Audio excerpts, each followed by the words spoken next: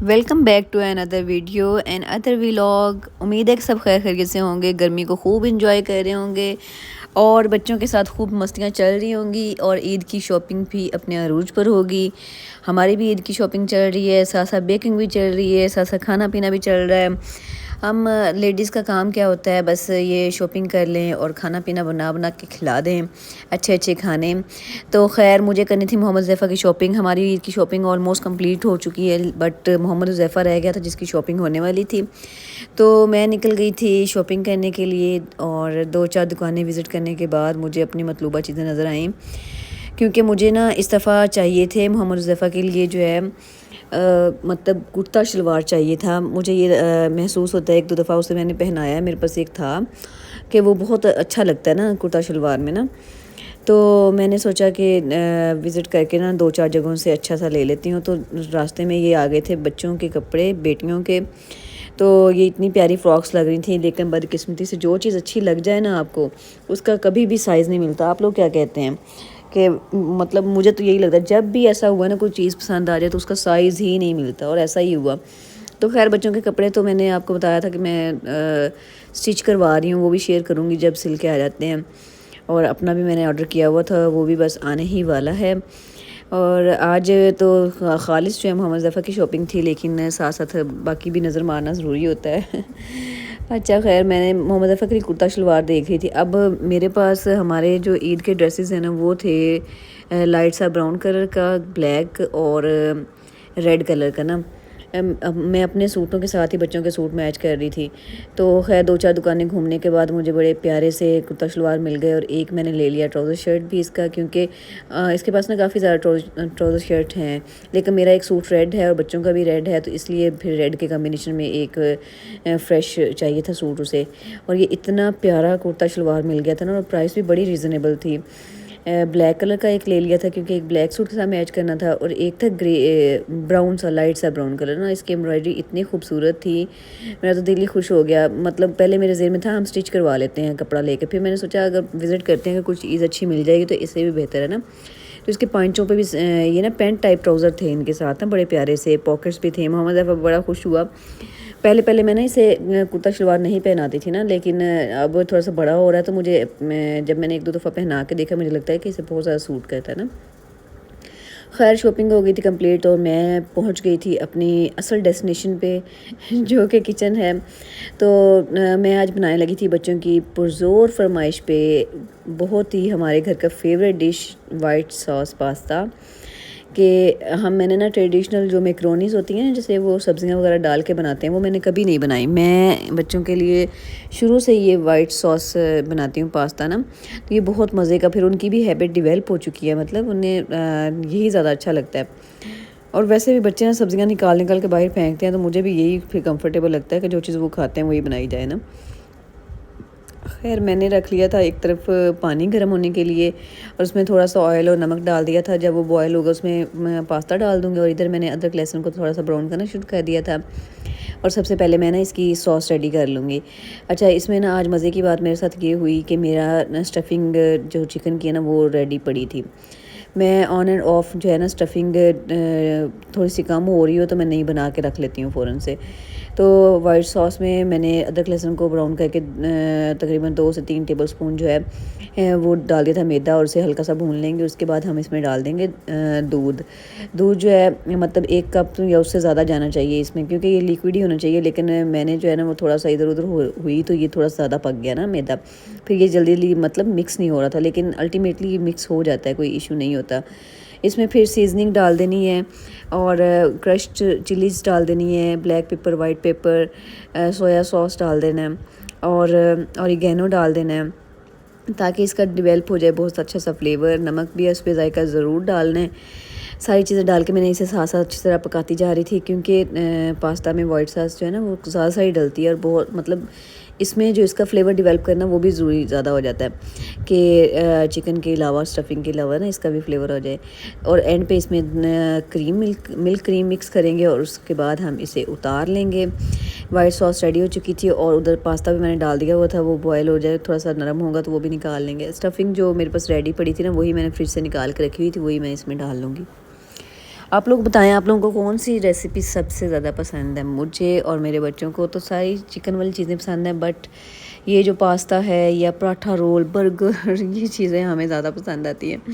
میں نا سوچ رہی تھی کہ ہمارے بچے ہیں وہ خوش قسمت ہیں کہ ان کے ماں باپ کو بھی باہر کی چیزیں یا فاسٹ فوڈ یہ چیزیں پسند ہیں۔ اب ہمارے دور میں کیا تھا کہ ہمارے ماں باپ کو ٹنڈے پسند تھے، اور ہمیں جو ہے نا وہ پھر آپ سمجھ ہی گئے ہوں گے، ہمیں تو پھر ماری پڑتی تھی، ظاہر سی بات ہے ہم ٹنڈے نہیں کھاتے تھے۔ تو اوبویسلی مطلب نا کافی زیادہ گیپ تھا۔ اب ہمارے بچوں میں اور ہم میں گیپ اس لیے نہیں ہے کہ اگر ہمارے بچے باہر کی چیزیں کھانا پسند کرتے ہیں تو ہمیں بھی وہی چیزیں پسند ہیں، اگر ہم باہر جانا پسند کرتے ہیں، مطلب گھومنا پھرنا پسند کرتے ہیں، تو ہمارے بچے بھی پسند کرتے ہیں۔ مطلب ایج ڈفرینس جو ہے، وہ ایج گیپ جو ہے نا وہ کم ہے، لیکن ہمارے اندر اور ہمارے پیرنٹس کے اندر ایک دم سے سڈن گیپ آ چکا ہے۔ اب ہم کہیں نا امی ہم نے باہر سے کچھ منگوایا یا کچھ، امی کہتی تم لوگ کیا یہ ایسے باہر کی چیزیں کھاتے رہتے ہو فلاں، تو یا اس طرح کی فاسٹ فوڈ گھر میں ظاہر سی بات زیادہ بنتا ہے، مطلب اس طرح کی چیزیں۔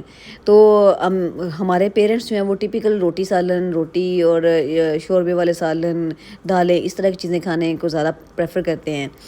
تو اس معاملے میں ہماری جنریشن جو ہے وہ بڑی زیادہ، مطلب ہم اور ہماری آنے والی جو جنریشن ہے بہت زیادہ خوش قسمت ہے کہ ان کے پیرنٹس اور ان کے دماغ جو ہیں آپس میں ملتے ہیں۔ تو جو ہے نا کیا نام ہے، اس میں نا بڑی وہ بلیسنگ والی بات ہو جاتی ہے نا۔ خیر ویسے یہ ہے کہ وہ بھی برا دور نہیں تھا، بڑا مزہ آیا، مار بھی کھا لیتے تھے، ٹنڈے بھی کھا لیتے تھے، اور مزہ بھی بڑا آتا تھا۔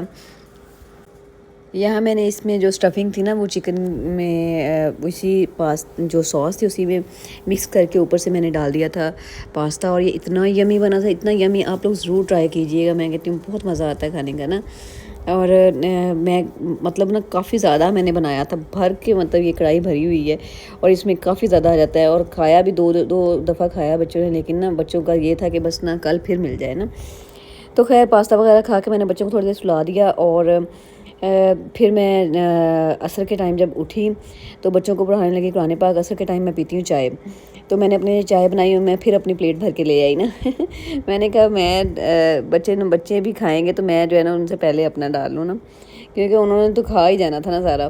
تو خیر یہاں پہ میں بچوں کو پڑھائی تھی قرآن پاک، کیونکہ اب سمر ہے نا، تو میرا ٹارگیٹ ہے کہ بچوں کو نا چند اماں پارا اور کچھ صورتیں جو ہے نا حفظ کروائی جائیں نا۔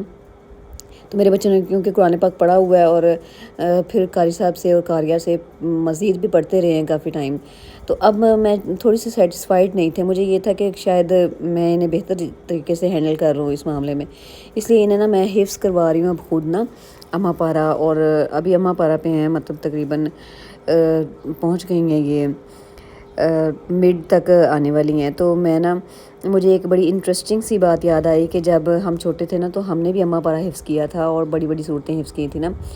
تو صورت جو ہے نا صورت بینہ جو ہے نا وہ چھوٹی صورتوں کے بعد مطلب ایک تھوڑی سی بڑی صورت آتی ہے۔ جب ہم چھوٹے تھے نا تو ہمیں صورت بینہ نا بہت زیادہ اچھے طریقے سے آتی تھی۔ ہم نے جب چھٹیاں، مطلب جیسے سمر ہونا یا جیسے ہم نے مطلب ماموں نانا لوگوں کے پاس جانا، تو ہم نے نا بڑے زور و شور سے جوش سے جو ہے نا یہ سنانی صورت بینہ نا زبانی۔ تو ہمارے جو ساری کزنز ہیں سب بڑا حیران ہونا، انہوں نے کہنا کہ انہیں دیکھیں یہ نا اتنی لمبی صورت انہیں زبانی آتی ہے۔ تو اب میں اپنی بیٹی کو یاد کروائی تھی، مجھے یہ واقعہ یاد آ گیا، تو اب نا اکثر میں اپنے بچوں کو اپنے بچپن کے واقعہ سناتی رہتی ہوں۔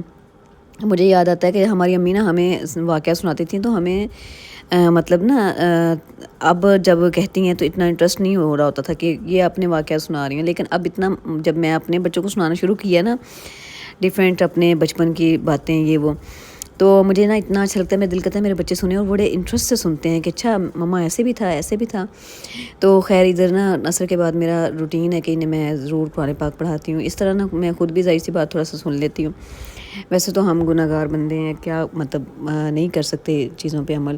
تو خیر اس کے بعد نا قرآن پاک پڑھانے کے بعد مجھے نا ایک بہت ہی انٹرسٹنگ کیک بنانا تھا، جو کہ ارجنٹ آرڈر تھا، اور آرڈر بھی فیملی میں سے تھا۔ جب فیملی کا کیک ہوتا ہے نا بڑا پریشر ہوتا ہے بندے پہ کہ کوئی مسئلہ مسائل نہ ہو جائے، اچھا بن جائے، ٹیسٹی بن جائے۔ تو نا میں اسے وائنڈ اپ کرنے کے بعد نا پہنچ گئی اپنے بیکنگ کارنر میں، اور میں بنانے لگی تھی ٹوئنز کا ایک کیک۔ اس کیک کے لیے نا میں نے جو ہے پہلے سے مطلب اسے دوپہر کو ہی ریڈی کر لیے تھے اس کے نا ٹاپرز، سارے فونڈنٹ سے ٹاپر بنے تھے.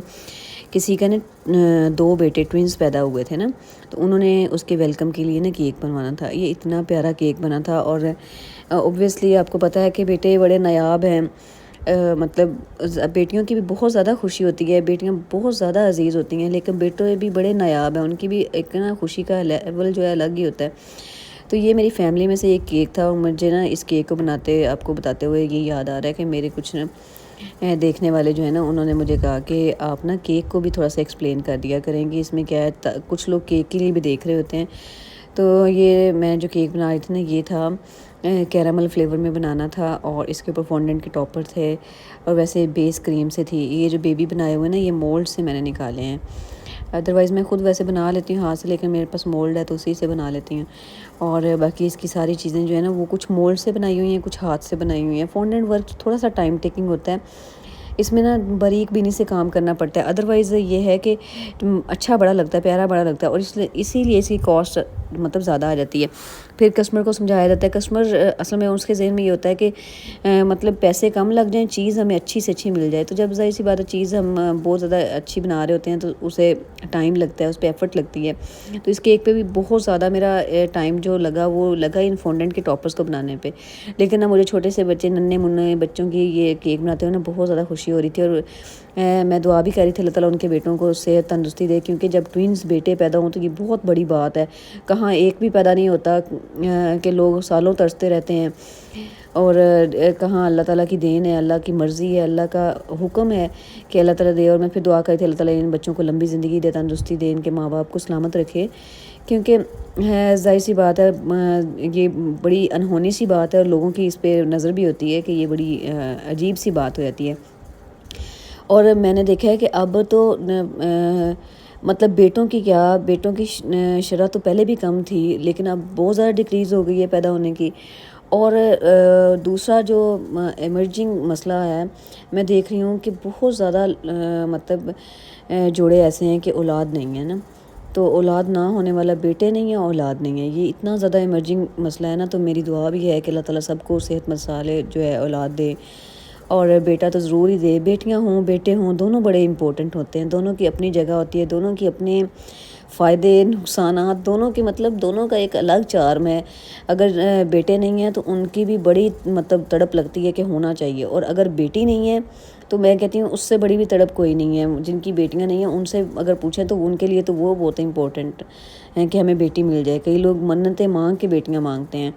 1-2 دن پہلے کی بات ہے کہ میرے ہسبینڈ کے پاس ایک مطلب انہوں نے ایک کیس اٹینڈ کیا، بیٹی پیدا ہوئی تھی ان کی، اور انہوں نے اتنے مطلب جشن کے ساتھ اسے ریسیو کیا آپریشن تھیٹر سے کہ مطلب اسے وہ ایک باسکٹ بڑی پیاری سی بنا کے اس میں اسے اندر سے ہی کہا کہ اسی میں لے کے آئیے گا ہمارے پاس نا.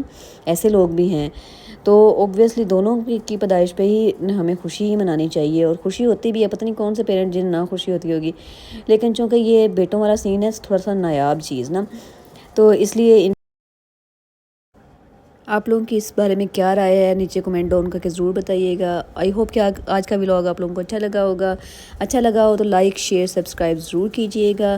اپنا خیال رکھیں، اپنے پیاروں کا خیال رکھیں، اپنے بچوں کو گرمی سے بچائیں، اور مجھے دعاؤں میں یاد رکھیے گا. ملتے ہیں نیکسٹ ولاگ اور نیکسٹ ویڈیو کے ساتھ، نئی ریسیپیز اور نئی سٹوریز کے ساتھ. اللہ حافظ.